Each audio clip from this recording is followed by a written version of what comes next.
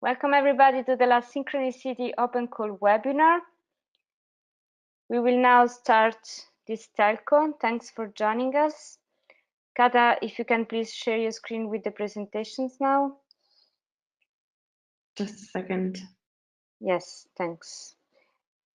Just for your information, we are going to record this telco today because we will then make out a video and we will publish it on our website and through our social media channels.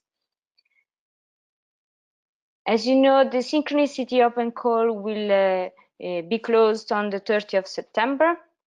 So it's just just a little bit than 2 weeks because before the closing of the deadline. And today we are here to try to help the potential applicants to grasp more information about SynchroniCity. We will have question and answers. We will start first of all with a short introduction by Gemma Guilera about the SynchroniCity project, as unfortunately our project coordinator Martin Brynskov today cannot join us. And we will then briefly discuss about the administrative eligibility points of the open call, still together with Gemma Guilera from Future Cities Catapult. And then we will shortly go over the technical part of the SynchroniCity framework, together with Martino Maggio from Ingegneria Informatica. Then we will have a short session of question and answers, general question and answers from your side. As you can see from the GoToWebinar panel, there is one section that is called questions. Then we will ask you to ask your questions every time. You can add questions already now. If you can send your questions, we will collect them and we will make questions. So Gemma and Martino will be able to reply to your questions. Then we will go through the presentations, short pitches from the cities, 5 minutes for each city, where we will go over the needs and challenges from our 8 core pilot cities.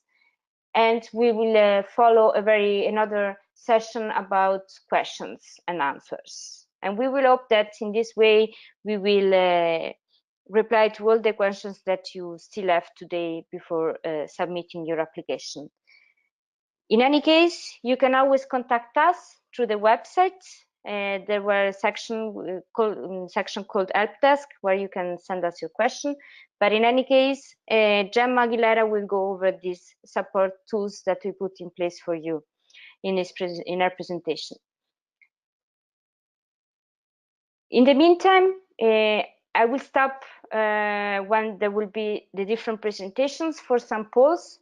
I will ask you some questions just to let us understanding who is the audience of this telco and which are the applicants of the SynchroniCity Open Call.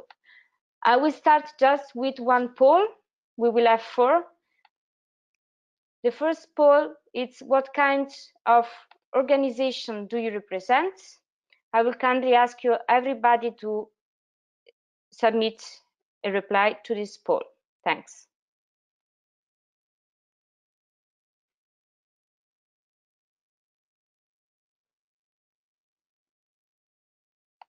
Okay, thanks for submitting your replies. We will give the floor now to Gemma Guilera from Future Cities Catapult, and she will start with a short introduction about the SynchroniCity project. Yes, welcome everyone. This is the last mile of the SynchroniCity Open Call. I'm Gemma Guilera from Future Cities Catapult. I'm leading the Open Call on SynchroniCity. Based on your request, we will dedicate most of the time of today to questions and answers to the cities. We have received many requests from you to understand how can you get in contact with them, understanding what they need, understanding what are their challenges. So most of that will be dedicated to the cities. However, let me give you a very, very brief introduction of SynchroniCity so everybody understand where we are, where is our space and what are we doing here.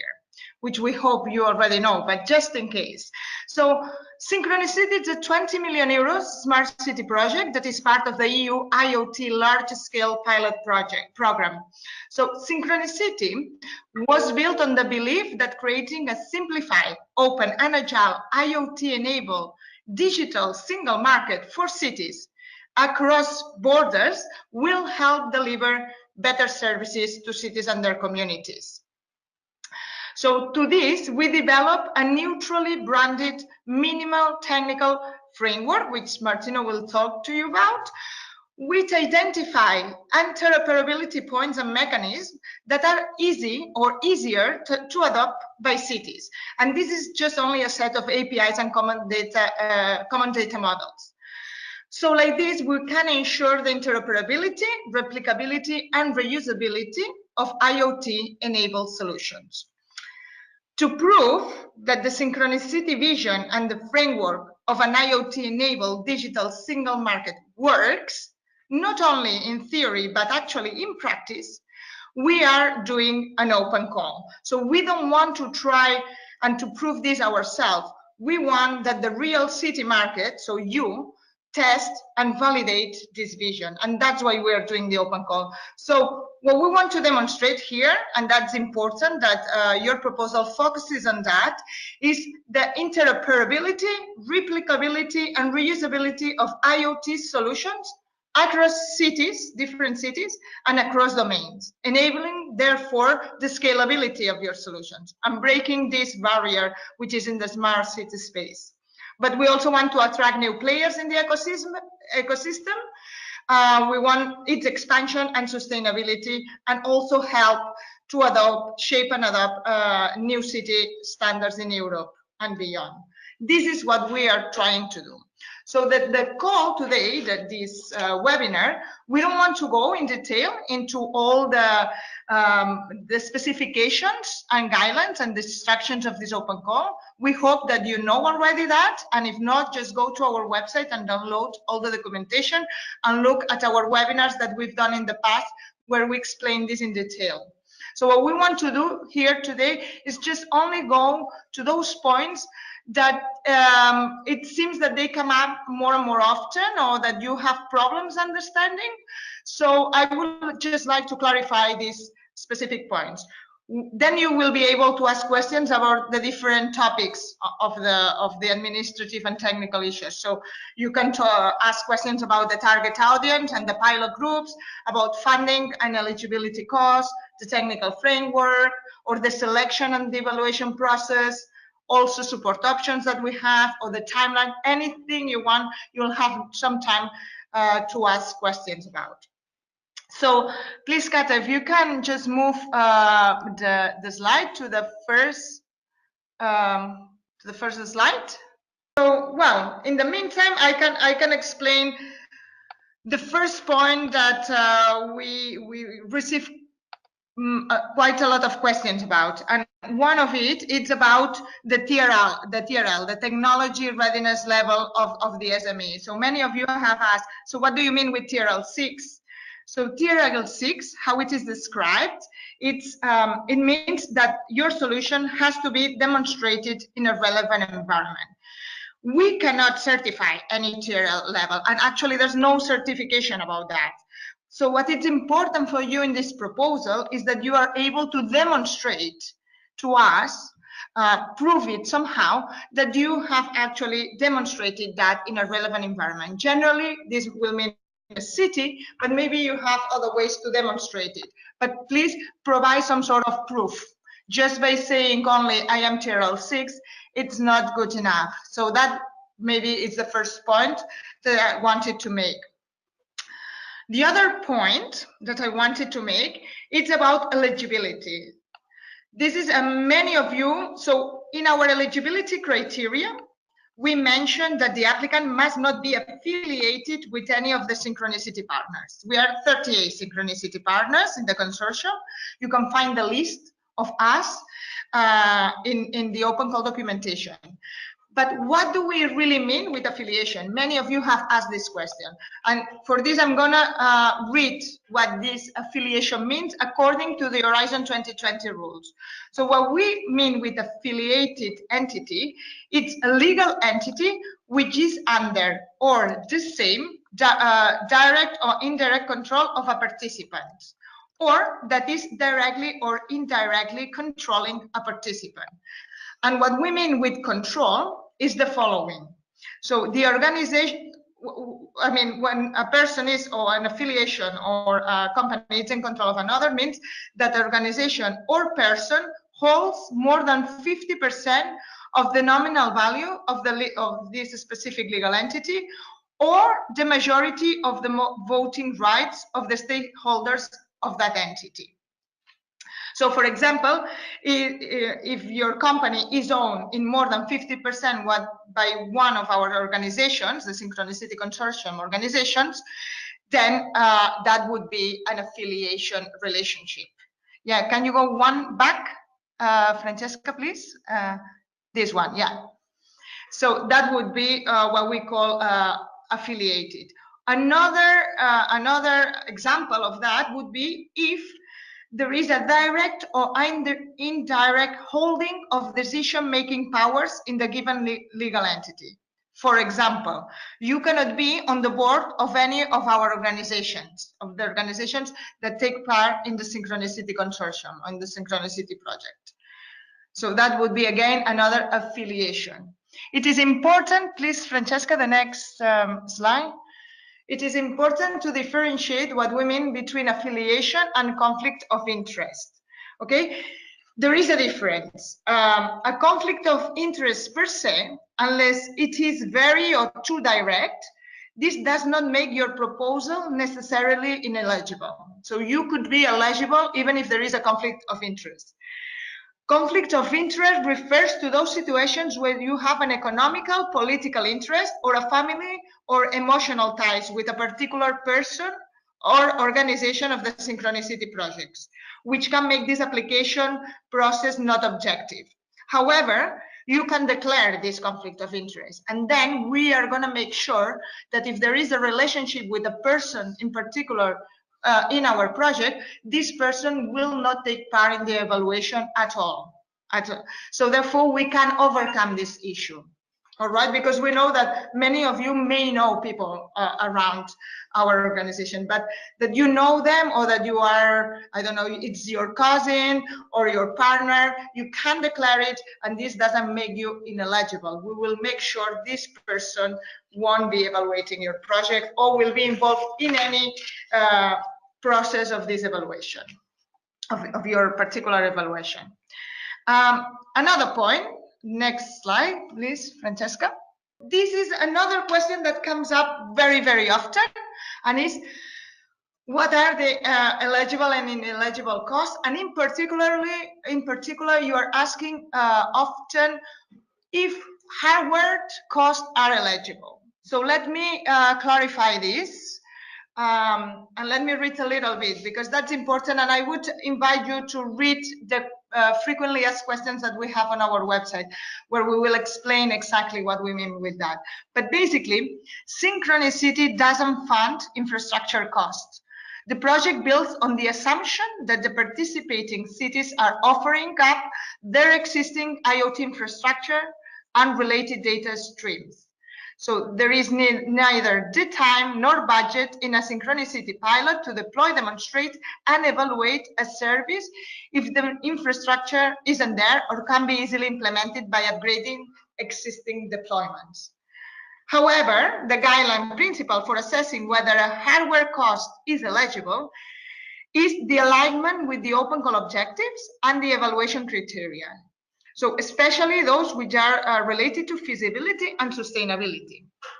For example, you may need a few sensors to acquire relevant data and roll out your solution, otherwise impossible to provide a service with, okay? So in that case, this could count as a material cost. So if it counts as material cost, this is then eligible. What I mean with all that, and I know it's somehow complicated, So is hardware eligible? Overall, we would say yes, but only under very specific conditions. And under no circumstances, this will be more than 25% of the total contribution from Synchronicity. And you will need to justify the purpose of why you need this hardware. So this has to be commensurate with the open call objectives and the evaluation criteria, as I said before. So that's an important point that I would like to make. Finally, if you show the next slide, Francesca, thanks. Finally, just mention that we have support systems and support channels. If you have any specific question, please, the easiest way, the quickest way is to ask a question on our help desk system. This is an email address. You can find it in our website. We also have city clinics. You can register your interest in any of the cities that participate in the Synchronicity consortium and project, and you can ask them directly one-to-one questions. We have also the frequently asked questions that you can find on our website, and generally it explains or it reflects all the questions that you've been asking until now. And then there is another point, which is the connect section. If you move to the next one. Yeah, fantastic. So that one, if you want to find a partner, you can explore this section. You can again find this connect section in our website under the open call. And you can find here a partner, being that an SME or a large businesses or a city. And you can also request to or expose your skills and your experience. So just for you also to match with another organization. This it works if many of you actually include your organization in it. So if you want to make use, just have a look, and maybe you can find now at the latest 3 weeks the right partner for your proposal. And that's mainly what I wanted to say. Of course, then we will open the floor to questions, but I would like to pass now the floor to Martino, who will make or highlight a few points regarding the technical framework of Synchronicity. Thank you. Hello, thank you very much. This is Martino Maggio from Ingegneria Informatica. I'm the leader of work package 2 that in the Synchronicity project is related to the definition of the architecture and the basic framework, technical framework of the project. So basically, one of the objectives of Synchronicity is to build an architecture and infrastructure that should demonstrate interoperability, replicability, and reusability. And so also your solution, the application that you are going to include in your proposal should demonstrate this principle.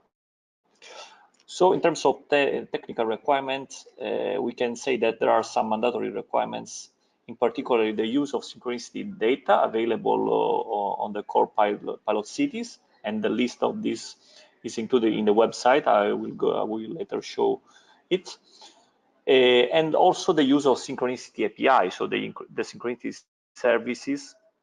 This is also mandatory, and this is also the way to enable the reusability of your application across different cities, because you have also to demonstrate this. So using the same API, you are able, and also the same, I would say, data models, you are able to replicate your application and reuse in different cities with very minor changes.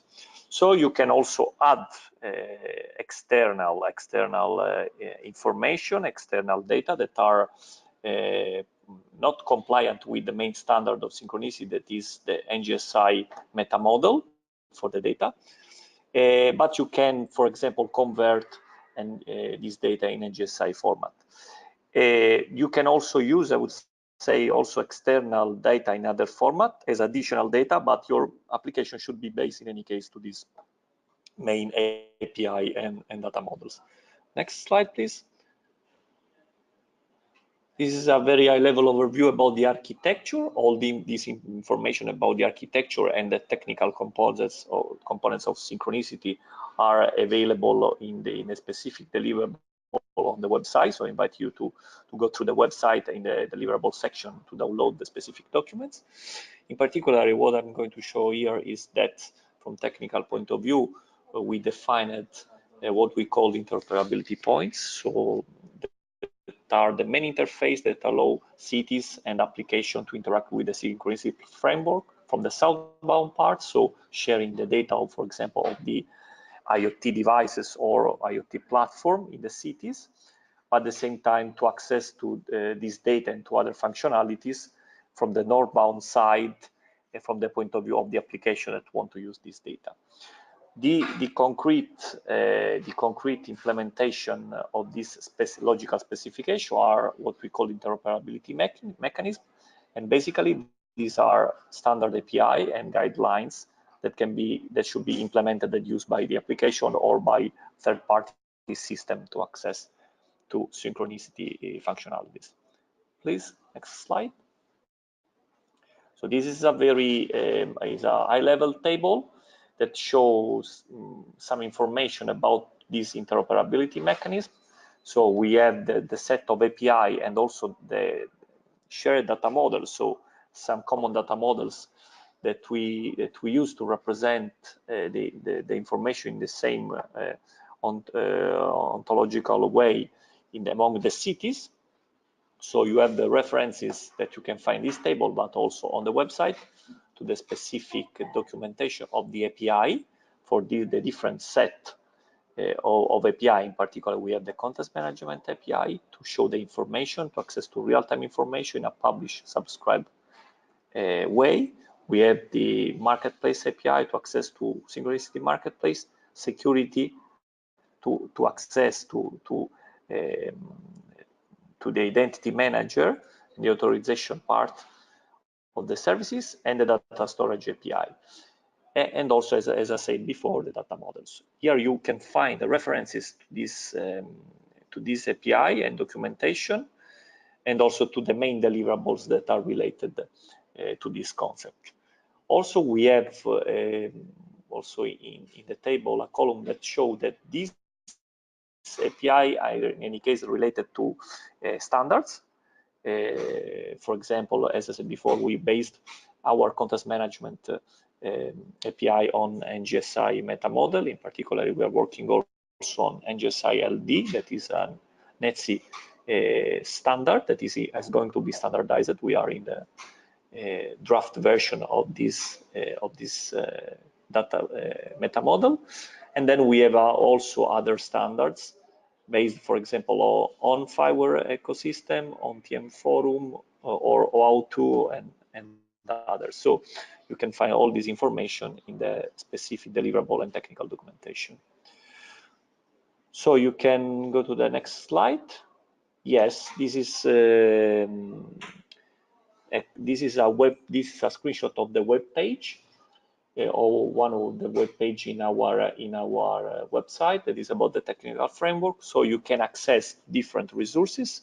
In particular, are highlighted the APIs, so you can directly go to the documentation and to the data tools and services that you can access and reuse in your project. So next slide, please.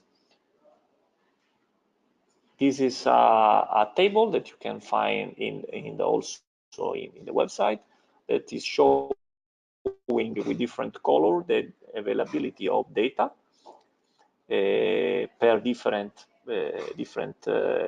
domain, I would say, so data type. And for each of these data type, there is a specific data model that we adopted in Synchronicity. So you can see which information are available in every city and which level of maturity. This table is not fixed because it's continuously updated. So this information should changes. So I would say that in the next week, probably the support and the availability of data will increase. So we'll find new information in the city. So my suggestion is to check this table in order to verify the availability of data in the city. And this is an overview of different resources, technical resources that you have in Synchronicity. So we have our GitLab repository in which you can find all the necessary components to build a basic synchronicity framework. So you have several open components that can be easily instantiated using Docker containers. And you'll find also the code of this component and the specific tool to simplify the validation and the integration of legacy service with Synchronicity. You have the Synchronicity API documentation website. You have also this Synchronicity Open Data Federated platform in which you can find the open data of the different cities that are in the different reference zone involved in Synchronicity that are accessible through one website and single API to be also reused as additional data, for example, for your application. And you have also here the main URLs, but all these information are again available on our website. So it's all from my side. So I pass the floor Thanks a lot, Martino. Thank you for your presentation, and Gemma as well. We will now take first some polls. So I will kindly ask you to reply to this poll.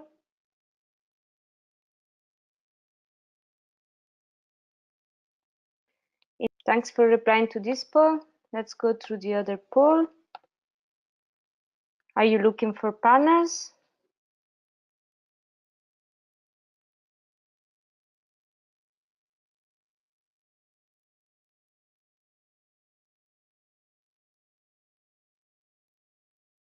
Thank you. Let's take just the last poll as well. Have you been engaged in Horizon 2020 projects before? We are now going to take questions from the audience. Let's see, I see that there are only one question. Hello there, local flow, one city project here. Hello. And then one comment, no slide visible, but yeah, it has been visible in the meantime. Any question you would like to ask to Gemma and to Martino? That's now the moment. Every question related to administrative or technical presentation. No, it's not possible to hear you, Enrico. You have to write it on to type here on the question panel mode. So the first question is, are you seeking new cities? And if, what is the role of the new cities? We're going to ask specific questions about the cities in the latest question and answer session. But in the meantime, Gemma, if you just would like to reply to these general questions about the cities. Yes. Can you maybe move to the next slide so we can see like the topics for Q&A and people can, you know, have a more targeted view? Sure. So the question is, what is the role of the new city, no? Or what they should do? So the idea in Synchronicity, as I mentioned at the very beginning, is to, at the end of the day, we would like to create a global digital single market of IoT solutions. So we would like to expand and to embed or accommodate new cities to be part of this digital single market. And that's why we are also asking cities to participate in it, because, and one of the things that the new city will need to do is to adopt this minimum technical framework. So these 5 APIs that Martino has shown you, these interoperability points and mechanisms, they will need to adopt that during the Synchronicity pilot project. And for this, they can be asking for a funding up to 60,000 euros for that implementation. And then participate in the digital single market. That's the role they will play. So we are really looking forward to see proposals coming from SMEs, but also including cities, new cities. Thank you, Gemma. Let's move to the second question. Enrico, It's about the SynchroniCity API. One part of our technical project is P2P enabled. SynchroniCity API supporting data marketplace. This is for Martino. Yeah, I think that also is the second question is related. So paying clients for data they produce. Yes, because in Synchronicity we have this API marketplace and also a reference implementation of this the marketplace components that is based on the BIDS ecosystem, based on a fireware generic enabler. But in any case, the API are totally independent from the implementation. And yes, in our marketplace there are the monetization mechanisms to also, for example, make offers and the monetization of the data. So this is supported. Thank you, Martino. Let's move to another question. Anna, we represent the city. What should we do to join? This is very general, but I think perhaps Gemma can just give some hints. Yeah, so maybe the first thing that you could do is go to our Connect section in the website. There you can say, look, I am a city that would like to join. You as a city cannot apply as the lead applicant. You'll need an SME that wants to work with you in the same, pilot group, what we call, it's a consortium, it's a pilot group. So you go there and just mention that you would like to participate. And let's see if there is an SME that would like or is interested in the city. Or alternatively, you may know an SME who has a service that you're very interested in, and you could establish this relationship now.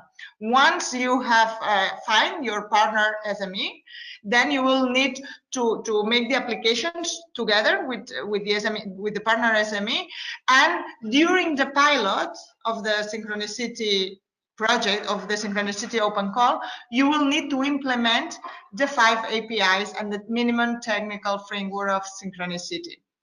But you can again ask for £60,000 of funding to do that if needed. Thank you, Gemma.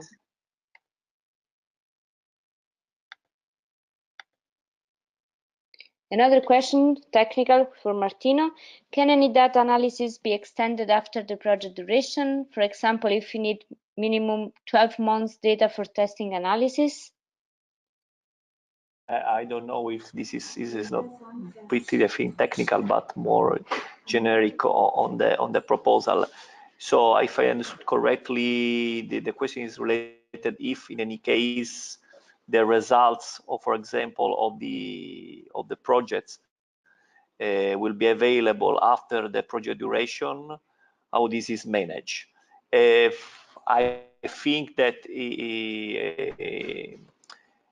this is I don't know how to answer to this, because for sure the proposal and the application should be developed and inside the project until the project the duration. If in any case there are some results or data that can be analyzed later, this is not a problem. If the data and the license of the data allow this, no problem, because we have to say that in any case the different data that are accessible in the cities can have different licenses in terms of usage, in terms of also storage. So if this is feasible, okay, to continue the research after the project. But in terms, I think, of validation and evaluation of the proposal, I think you have to demonstrate that the main result of your application, of your services, are evaluable during the project. I don't know if Gemma want to add something more about that. Hi, Martino. Yeah, I totally agree with you. This is the case. So it's going to be in a one-to-one case. In principle, all the participants will have to fulfill some reports during the pilot of these 6 months, especially one in the middle of your piloting period and one at the end, where we will evaluate certain criteria, and you will have to show what is your impact. Because in your application, you will have to provide yourself how you yourself are going to measure. How are you going to measure your impact? This is part of the application. However, if you really want to have a greater impact and you need it to analyze the data later on, just beyond the 6 months, then it's going to be on a one-to-one basis. If the cities you are piloting with agree, and if you have the licenses in place to do that, then yeah, you can continue. It's then up to you, up to the cities, up to the data providers, and it will continue beyond the project. So it could be possible. Thank you, Gemma and Martino.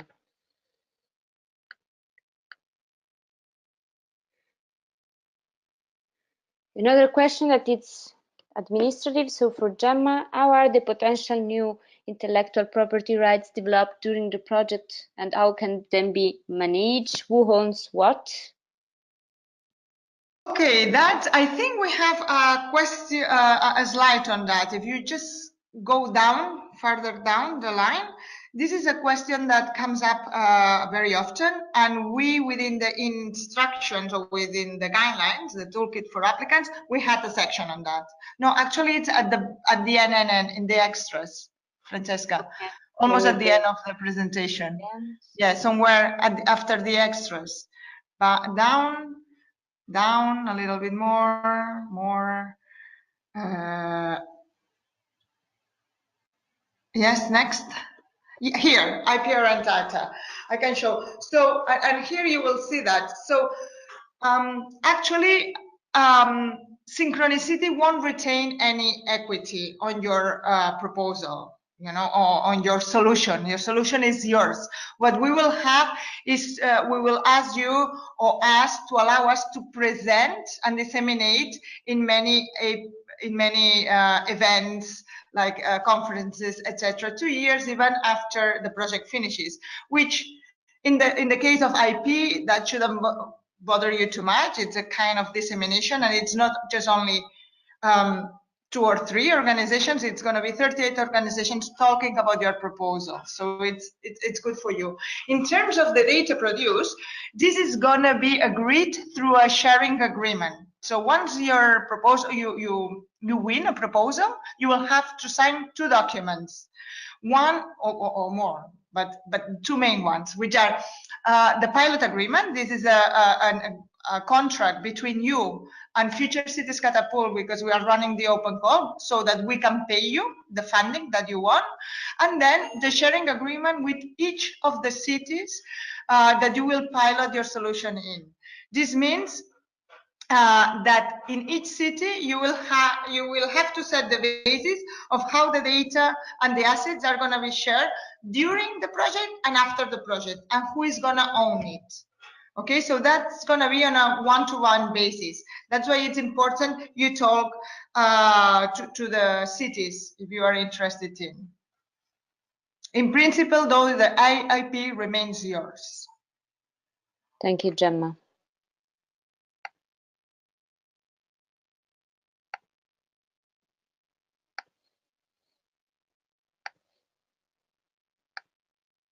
Another question, do Brexit affect any application from the UK? Gemma? Not at all. This money has been already transferred. It's already on our organization. It's already secure. So there is no issue around that. Can a Swiss company apply to Synchronicity, or just EU companies are allowed? Gemma? Everyone is, all the world, it's allowed to apply, but just only those who are from Europe or Horizon 2020 associated countries can get funded for that. So Switzerland is an associated country. There is a list of all the Horizon 2020 associated countries in our instructions, guidelines for applicants. You can see the list there.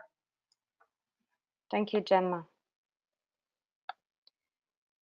Another question is, can we have access to the presentation? Sure, we will share both the presentations and the webinar video from the webinar through our website. Under Open Core webpage, under Support subpage, you will find all this information about the webinars and the city clinics, everything you need about. And also under Doc session into the website, you will find all the presentations.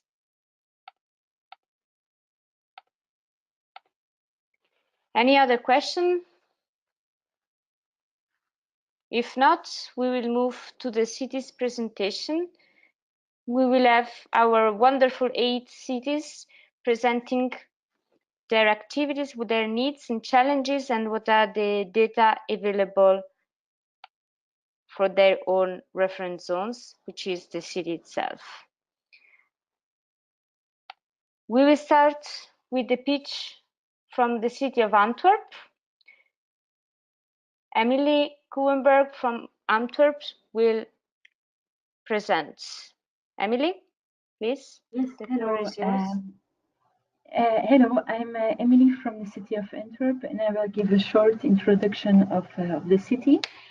You can go to the next slide.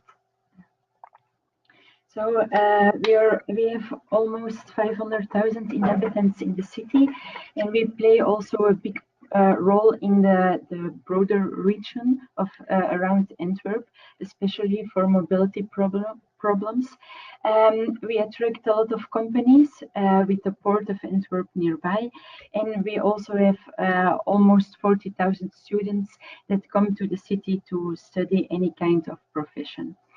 For SynchroniCity, Francesca, you can, for SynchroniCity, we are trying to find solutions for the theme of environment and well-being, and also for sustainable mobility. If we have a look to environment and well-being, we are looking to the subdivisions of energy, climate change and mitigation, water like springtide and flash foods, air quality, noise and green. And for the theme of sustainable mobility, we need a model split of 50-50 by 2013, and we're trying to do this with a model shift, a time shift, and a mental shift. And also for these 3 teams, we are looking for IoT solutions, for example, to get the user experience better, to look to other sharing system and any kind of this to improve the sustainable mobility. Then if we have a look to the data sets of Antwerp, we can offer data sets from the city platform, but we also can offer data sets from the open data platform of Flanders. And we also have the real-time data available from the public transport companies. But in any case, if you want to integrate the data sets mentioned on the websites above, we advise you to take contact with Digipolis, the IT department of the city, and they will assess the feasibility to harmonize the data sets to NGSI data models. So you can always contact me or them to see which data sets are available and how we can integrate it in the Synchronicity framework. Okay, that was my short presentation about. Thanks a lot. Thanks a lot, Emily. You will find the contact of the representative of each city in our website. Under the cities page, you will see all the 8 core pilot cities, and by opening each page, at the bottom of the page, you will find the main contact point for the city, so you can send them email. We will take all the questions at the end of the presentations. So we will go now to Carouge. Laurent from Carouge. Oui, bonjour. Do you hear me? Yes, very well. Perfect. Carouge is a city near Geneva. We are 20,000 inhabitants and we have 25,000 jobs. The infrastructure for the smart city, we have fiber, a LoRa network, Wi-Fi, 4G. As we are a tiny city, it's quite easy to execute some project and to install some projects. We are focusing on user engagement, environment, energy, waste, as example, sensor for trash, water, etc., and also the open call. We are not interested too much on the mobility side. The advantage of Carouge is that we are very tiny, very flexible. Therefore, it's quite easy to install the projects. Thank you. My pleasure. So from your side, Laurent? Yes. Thanks a lot. Let's move now to Eindhoven. Arthur? Yes, thank you, Francesca. Welcome at the city of Eindhoven, located in the south of the Netherlands, with 230 inhabitants and 89 square kilometers area. We are now involved in challenging the mobility topic. We are trying to involve mobility as a service, but also to transform shared vehicles solutions, and also to change to more sustainable vehicle types. So our challenges are how do mobility solutions can tackle this challenge, and that's what we are looking for. Also, to accommodate the mobility that comes with the new developments, the raising of our inhabitants number, and the reduction of emissions in line with the Paris Agreement. Also, on the topic of environment and well-being, we are being challenged, for example, to reduce the heat stress and air and noise pollution. Regarding the citizen engagement, our city council is very fond on involving the citizens, and we are now looking how we can engage them in our decision making processes, and how we can get a greater level of diversity. But also on other themes, we are looking for solutions that can improve the quality of life of our citizens. Yes, can we have the next one, Francesca?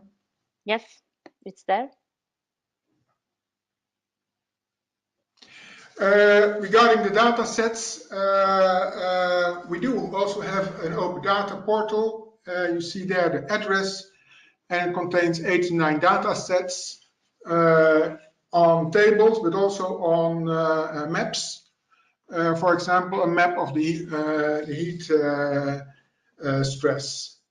But also area quality data, cyclists, traffic. Some are already connected to the SynchroniCity platform. Others have to be, and it depends on which solutions are being offered. Well, that's a short subset of our data sets and a short presentation of Eindhoven. Thanks a lot, Arthur. Wonderful. Let's move now to Helsinki. Hello. Yes, so Helsinki just ranked 5th in a global smart city report, which is nice to say. So it's a good place to pilot. But the goal is to be the most functional smart city in the world, and we have plenty of different data sets applicants can utilize. At the moment, we like to highlight a few themes under the Synchronicity project, and they are environmental and well-being and sustainable mobility. We have noise sensors and air quality sensors and different kinds of sensors. If needed and when needed, they can be in the NGSI format, in the Synchronicity format. At the moment, some of them are. And yes, there's nothing that isn't found in the city. Yes, you can see it in the slide now, but it's in the city slides. There are plenty of links you can go through and contact me if you need anything. This was about it. Thanks a lot, Veli. Let's move now to Manchester. Elizabeth? Yeah, can you guys hear me? Yes. Okay. So Manchester was chosen to be the UK's Smart City Demonstrator, which was an Innovate UK project. It's called CityVerb, and that involved several IoT projects, and the data is now available on the BT Hub in real time and static data. So that will be available to everyone, but we're also really interested in supporting and if there's other available data that is identified, we will make it available to you guys. What we're most interested in terms of the 3 themes we did talk about at our launch event, and the presentations there are available on our YouTube, which is Smarter City MCR, but it's also, the slides are available on the Docs tab of the Synchronicity website. Mainly, we're interested in things that are related to our Manchester strategy, which is a view for 2025 that deals with jobs and economic growth, improving services for people, and creating and maintaining a quality of life for residents. Within the 3 themes of Synchronicity for transport, we're interested in future city street design, moving more people with less vehicles, wayfinding, and mobility as a service. And data and monitoring of people and their movement. For citizen engagement, it's just better ways of understanding the population, and understanding how people and place relate to each other in complex pathways. And again, that's put in much more detail on the slides that are available on the website. And for environment, we're looking at a lot of stuff with green infrastructure. We're doing other projects on green infrastructure, flood risk, and heat stress. So those are our main interests there. So yeah. Thank you, Elizabeth. Now, Chiara from Milan.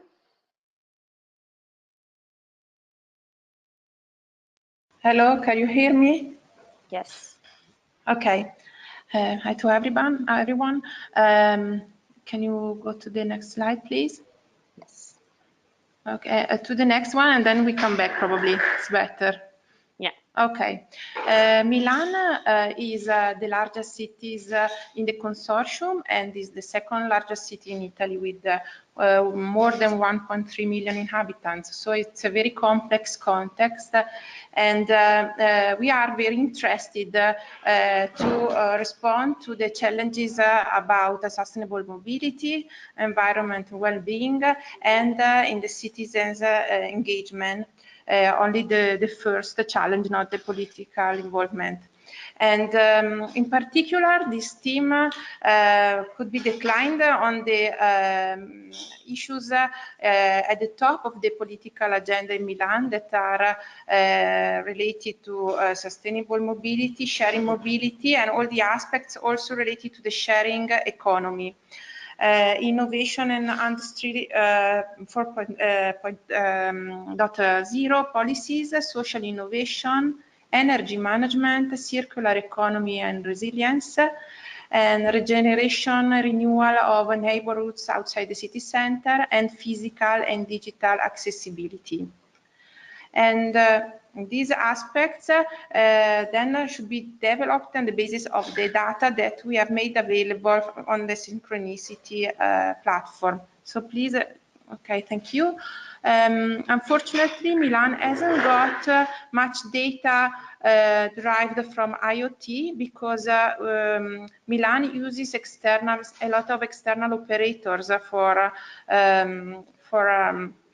monitoring through IoTs and for IoTs issues.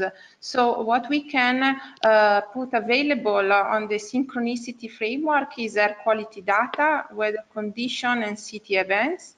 And then we have some, let's say, static data that are points of interest, parking areas and spots, public transport, bike lanes and bike share solutions, parks and gardens, car sharing station and electric charging posts, roads, and restricted areas. These are the Synchronicity data. Then, and of course, your application should be based on these data or should add data on this list. Then you can complete the data by using external data sources, the one of the municipality, but also regional data set. And we have in particular a very important digital ecosystem called E015. And you can find here the link, and also the open data of the region Lombardy. In this case, the second one is open, and the first one is just a place where you can access to data by asking for authorization to the data provider. So it's not open, but you can ask by showing the mockup, for example, of your application, the use of the data, and you can obtain authorization to use a lot of data set. And from Milan side, this is all. Thanks a lot, Chiara. Let's go now to Porto. Daniela. Hello, this is not Daniela, but anyway, thank you, Francesca. Let me just say that Porto is looking forward to work with as many projects as possible, and we really hope that you can discover all the good things around our city. It's the biggest city in the north of Portugal. There are 200,000 people living there, but this number doubles every day because there's a lot of people moving to the city center. But the metropolitan area, it's 1.7 million people. Okay, so let me move forward and show you. Okay, these are the challenges, as you can see. We pinpoint them with our logo. You can see that we are engaged in enabling and improving the mobility in the city. We're also engaged in working on the climate change mitigation, reducing the pollution in the city, and of course we're also with two city engagement project, so to speak. Francesca, could you please move to the next slide? It's just this one. Okay, so this is the data that we have. Actually, there are two items here that we don't at the moment have, but we're pretty sure that we'll have everything set for when the implementation phase starts. So okay, so we have noise and air pollutants sensors. This is a big thing for Porto. We worked with the environment department of the municipality to pinpoint where the best place should be for these sensors. We also have sensors for meteorological measures. We have the vehicle location and speed of our for the city for the municipality. Sorry, vehicles, and also for the transportation. We have vehicle counters because we need to know about the number of cars going through the city. We have points of interest, right? And also the events going on the city. For the public transportation, we also have the information around timetables, and we hope to have real-time data around the location and the estimated time of arrival for all the transportation vehicles, and also the traffic constraints. So the idea is, of course, to let people know what's happening in the city. And finally, we also have the weather forecast, which is important for us to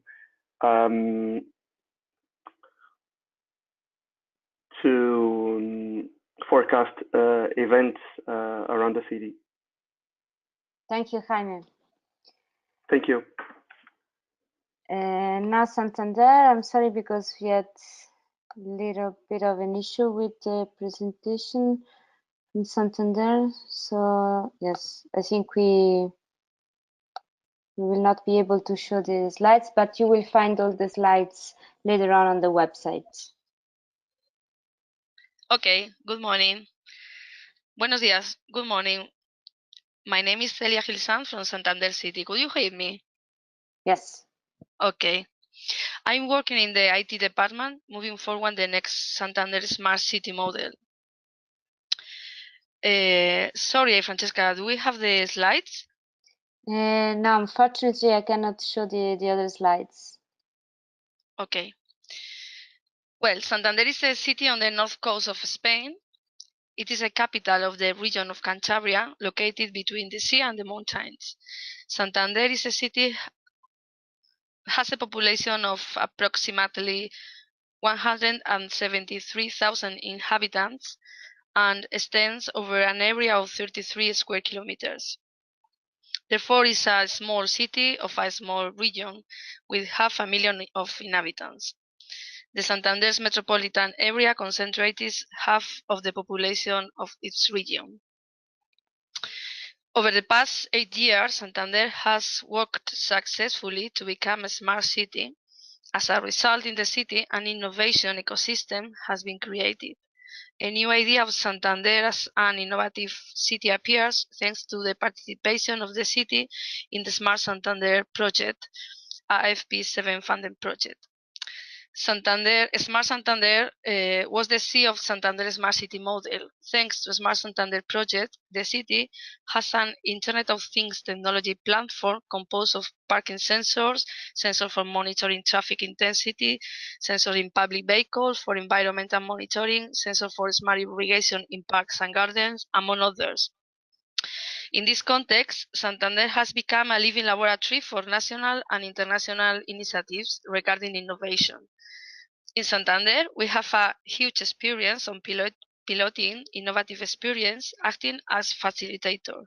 So the site, the experience, the infrastructure, and the data make Santander a really good option for you applicants. You can develop your proposal in our city. Now I would like to focus on SynchroniCity themes on the open call. Focus on Santander challenge and themes.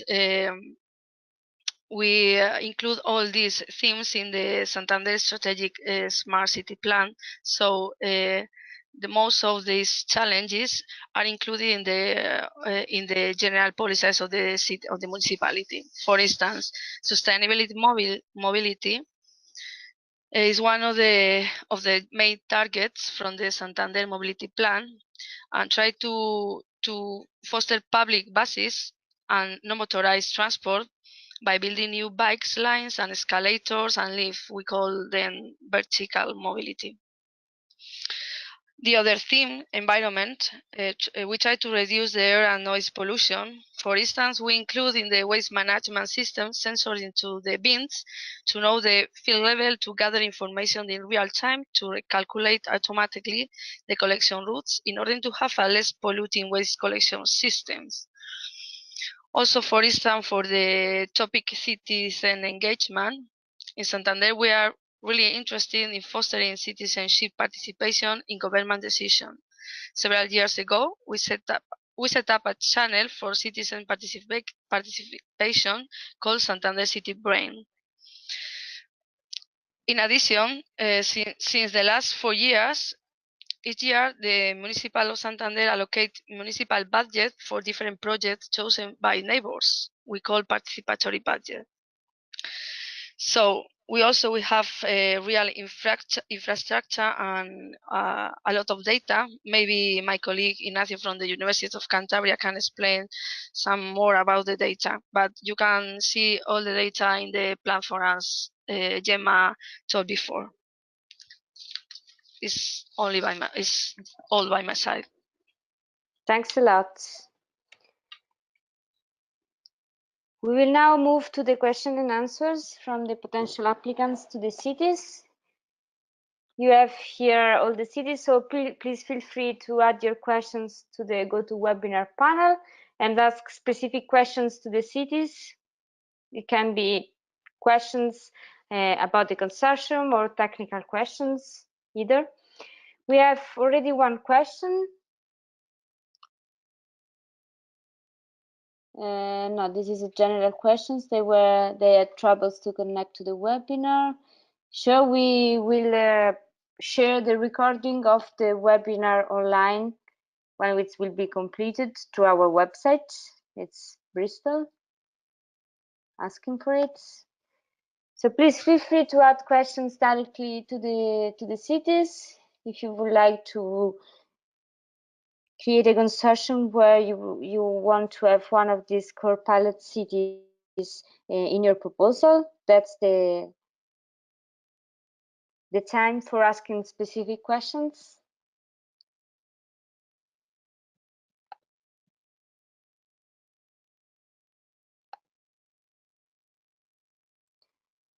One general question is, have the city contacts changed lately? Yes, sometimes there has been some changes in the city contacts in our projects. You can imagine it's a big project, and we have a big team that is changing over time. So this is the reason why you can see here from these slides the website, and the web page is called Cities, SynchroniCity.eu Cities, and there you can find, by clicking on each page of the cities, the most updated contacts. And today we had also some representatives from the technical people from the cities. So that's the reason why perhaps you can see and hear different names. But in any case, on the website, you will find the most updated ones. Any other question to the cities? Yes. You can find the up-to-date contacts there. One question coming from Tommaso Morbiato. Are the cities interested in renewable energy self-production from wind and water, small size integrated in the data marketplace? Is there any city that is interested in renewable energy self-production from wind and water? Yes, Carouge. Any other city?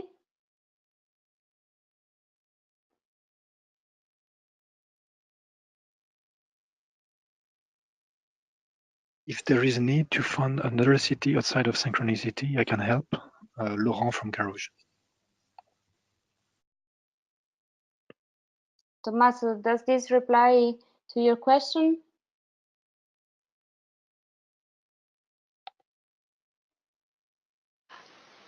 I'm afraid in Spain we have a problem of the legislation. I'm just unmuted, Tommaso, so if you want to talk and ask specific questions to Laurent or to Santander, please, the floor is yours, Tommaso.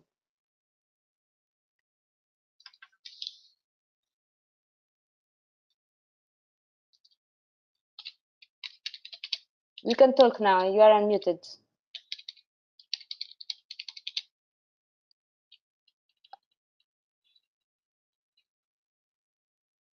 Tommaso?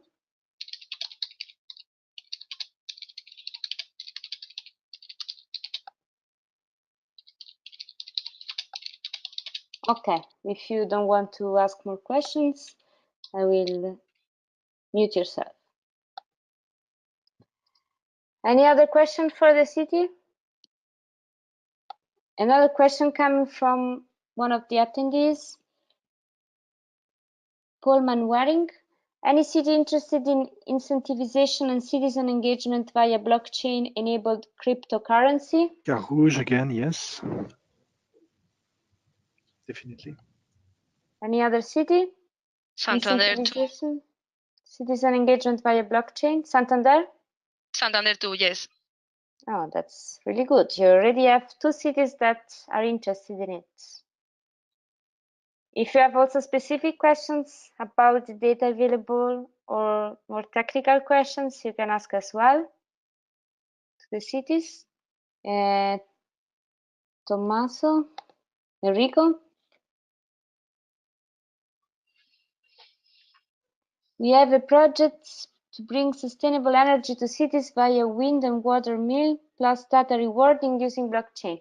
Let's try to give the floor to Enrico so he can explain a little bit better to the cities. Enrico, can yes, you? thank you. Thank you all. Can you hear me? Yes, very well. Okay, thank you. Yeah, so as local flow and city, we are delivering wind and water mills basically in a peer-to-peer network. So every client that is joining the network is providing data and energy. So we are planning to join the 2 prototypes we built and have some cooperation with the local utilities and also with the municipalities, of course. So in this framework, we would like to know, Tommaso and I are working together on this project. We would like to know if there is a feasibility right now, which is the timings, for example, in Carouge or in Santander specifically. Where are you based, Enrico? We are based in Italy, and also we have the project to found in Switzerland if it's more feasible for the tokenomics and the jurisdiction. But there is no problem to stay in EU if we have local pilot projects open with the cities. So it would be cool to stay in EU, in Europe for the project. But by the way, as you all know, relating to blockchains, it's easier to have a running business in Switzerland, for example, or in Gibraltar or Malta. But we would definitely would like to stay in Europe if there is the possibility to cooperate with the joint project with cities, municipalities, and running a real business afterwards. Thank you, Enrico. Laurent, do you want to perhaps reply to Enrico? The Switzerland has changed the legislation regarding this, therefore it's a good place to be. Please send me an email and we can exchange, or you can call me and we discuss further. Sure, I'll do. Thank you. Okay. My pleasure. Okay. Thanks a lot to both. And also because I know this topic quite well, there is a lot of cities interested in that in all over Europe. Okay. Very good. Thank you. And Any about other... Yes, please go ahead, Enrico. Yes, and yeah, about the other cities, because our project can be applied throughout Europe. So maybe we can also maybe we could find the budget to build multiple pilot projects. So yeah, also down the line, maybe we could set up meetings to define the details of feasibility, because these are real prototypes that can take some time to be built on local areas because of the permission we should gain. So this is also why we should cover in advance all the details for application with the help of local municipalities, because sometimes it's hard to find the right place to put those mail. And yeah, this is why maybe the best thing is to go on with all the details after this webinar. Sure, you can always contact Laurent and you can analyze further the details. Yep. Thank you. Any other question to the cities? They are here for you. Don't be shy. I see quite a lot of attendees. I'm quite sure that you will have some questions.